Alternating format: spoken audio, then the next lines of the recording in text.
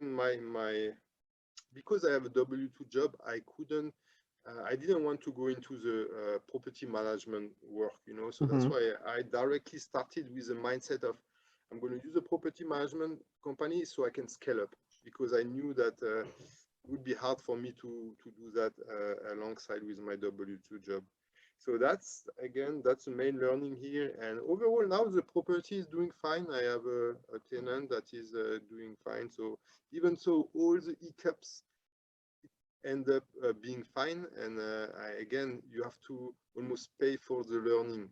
It's like Yeah. you pay for going to school. Here you have to pay a little bit for the real estate school, so to speak. So Do you know your numbers on that? What you purchased it for, what your yeah, construction was, and what you're renting it for now? so I purchased it at 98,000. I initially wanted to put only 16,000, but I put like again 30 plus 35,000, I believe. And then now the ARV is 145. So it was not a good burr because I couldn't get all my money back after the refi. But now it's producing 1,350 per month, and it's cash flowing fine. So Okay. after all expenses, are around 200 plus dollar, and that's typically what I'm looking for. Everything that I can get after again maintenance, capex, vacancy, reserve. I am looking for property that would cash flow at least $100 per month or plus. Okay. So Good rule of thumb. yeah, this one was fitting the bill. So yeah, so that was the first one. So at that point, I was again, as I mentioned, I was networking. I came across a GC called Sean on Bigger Pocket. And he said, "Oh yeah, I'm doing some flips, and in Indianapolis." And I said, "Oh yeah, I'm very interested in flipping as well." So in September of 2020, I invested with him and his partner Kate, that they were actually doing flips, and they were looking for people that can invest with them as a money partner. So that's my first thing. I said, okay, that's not a bad idea to do that, because I don't need to do myself everything, but I can get the experience while going through the project with them. So I thought Mhm. that's a good way to do. And so I did two deal with them. The first one in Broadway Street, Meridian Kessler area, a very big one. It's fortunately I didn't do that on my own. It was huge. It's a full gut rehab with an addition, a garage, and on top of the garage, added some rooms over there. The master bedroom was on top of the garage. So very big rehab. And what I've learned that you have to be able to deal with all sorts of issues. I was meeting him, Sean, at the site. I remember middle of the winter, it was snowing. We find a cistern underneath the house. So basically it's a big a container for water, but then because it was there, it could not support the weight of the garage plus the additional stuff. So we are like, wow, what to do? We had to bring structural engineer, redo the footings, and it was raining so much, they was flooding everything. The inspector was trying to come, they couldn't. So long story short, it was crazy. And Sean was having a sciatic nerve problem, so he couldn't even walk. So Oh. it was insane. And I said, okay, fortunately, I was not on my own on this one. Was the one I would never have been able to finish that. So So did you pull out the cistern, or did you just yeah, build the garage on top of it? You actually had to pull it yeah. out, Then we had redo to the footers. and put some fill it up with some material for it not to collapse under the weight. It was insane. I mean, honestly, and that's what I've learned when you deal with those old house. 1890 was this house. So when you Wow. deal with those old houses, there's always surprises. I mean, it's always So going to happen. for all of you, the Meridian Kessler area is kind of the oldest section of Indianapolis, but it was like where it was first established, where like the governor's mansion and that sort of thing was. So yes, the properties in those areas are right about the $1 million mark for Indianapolis. That's pretty high. Yeah, it's pretty high. So this one we just finished not too long ago, and we were able to sell it for 760 roughly. It was, but it took 10 to 11 months to complete the Wow. project. it was a huge project. But again, I mean, for me personally, it was a great learning because I could see behind the curtain with Sean, and I did another one with him and Kate on Kenwood Avenue, not too far away from this one, Butler Tartington. And again, as I mentioned to you last time, like this one, I found this deal. I found this on a wholesaler, and what poked my interest, so to speak, is that he was located next to two huge houses that were really nice, you know, and say, okay, those are nice comps. And then Sean was told me about a strategy where you can basically double the square foot of the house by just adding a second floor. So I said, that's a very good strategy, because most of the time, especially right now, it's so difficult to find a deal. So how do you add value to a property? One of the best ways is to add square footage, right? So if you're in an area with a good comps and you can actually do this strategy where you add another floor, then that's a very good strategy. Again, you have to be able to work with the people that have this experience. It's a little bit easier.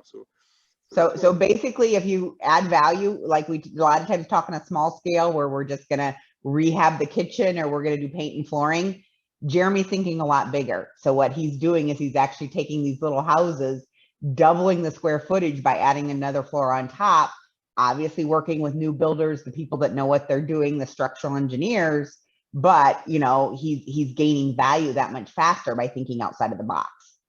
And again, I'm not on my own. That's a key here as well. I'm leveraging people's experience. You know, I'm always thinking about how, as a team, you can achieve more than on your own. And people have more experience than you and different skills. So why not coming together as a team and achieve more? So the way we look at it, again, I found the deal. Fortunately, he has the experience. It was a good match, right? So I would never even have thought about that without talking to him, right?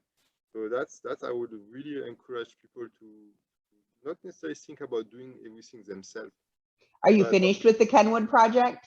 It's still going on. It's okay. a huge, it's a beast. It's so big. I mean, it's bigger than I was thinking. It's going to be a great house, to be honest. I'll send you a picture of this house when I'm done. Okay, good.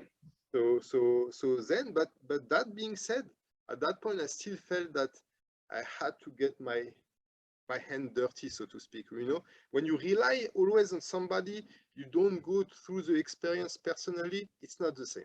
It's not the same because you don't, psychologically, it's not the same. You know that you can rely on someone. So at that point, I said, I need to go through a flip on my own and really get to the experience. So at that point, it was basically, let's see, October. So 1 month later, I found a deal in Kokomo.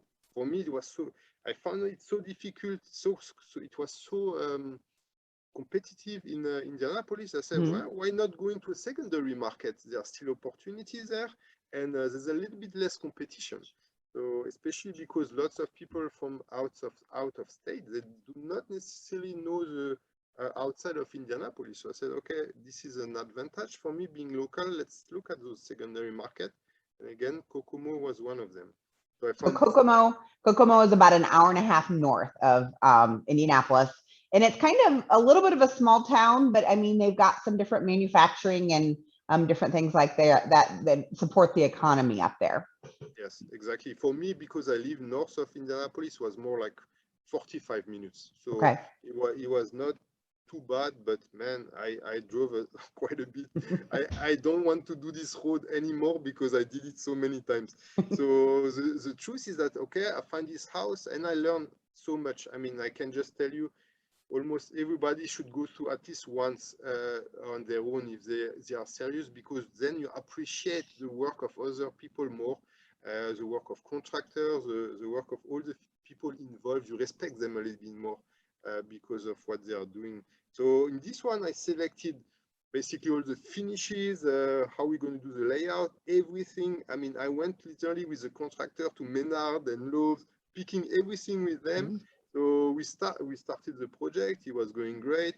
With but the first mistake I kind of made is I said, the wholesaler I got the deal with, he said, okay, I can be your GC as well. So I said, okay, let's do that, you know. So he knew people in this area, so they started to do things. The beginning was working well. It was demo, you know, and starting the big stuff. But once we reached the point where we had to do finishes, so nice bathroom or make the kitchen nice, I found out that they didn't necessarily have the skill to do that. So that's when I was lucky, you know, everything happens like kind of for a reason almost. Right. Because on my rentals, I one day I went to my rental and I found out that somebody was doing some work. So basically the contractors, the GC that were contracted by my property management company, they were there. I didn't know about that, but I started to discuss with them and they say, oh yeah, we do lots of work.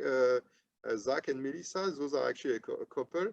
And I say, okay, what about working with me on a potentially on a flip? And fortunately, I kept their card because at that point I called them and they came and they did a great job to do the nice finishes on the kitchen, 3 bathroom completely redone. I mean, that's another mistake. Do not underestimate the size of the house. I purchased for my first flip, it was a 5-bedroom, 3 bathroom. Wow. 3,300 square feet.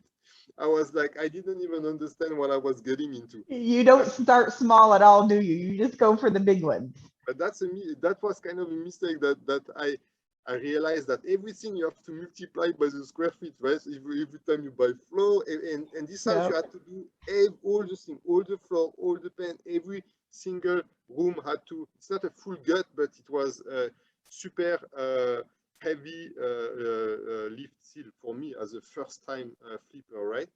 So, but they and I have to give them lots of credit because they stick with me, and that's why I'm talking about it, the people business, right? You meet people when they basically stick with you on the hard time. You are very much appreciative of that, and then I mean that creates a partnership that will last for a long time. Now each time I have lots of trust in them, and we like to work together. So that's why I'm talking about. Sometimes it's more even important. Like you read a lot of things about contract. You know, contract with your GC. Make sure that you have a very good contract. Yes and no. For me personally, my handshake and my trust with the person is more important than the contract, because the contract means that you don't trust them, right? So once you really establish this very deep trust, I feel like it's more important than any contract. So that's the way I look at it. And again, not everybody is comfortable like doing that, but I go with my feelings on this type of thing. So that's after 7 months of lots of nights where I didn't sleep, to be honest. I still went to the end and we closed, and I said, okay, even if I don't make any money, it's still going to be a super learning experience. And I finally made roughly $30,000 on this one for my first flip. I said, I remember when I signed the document on the closing, I went in my car and I just screamed like all the 7 months, you know, came out at once. Yeah. But I have to say it was a great experience. Good.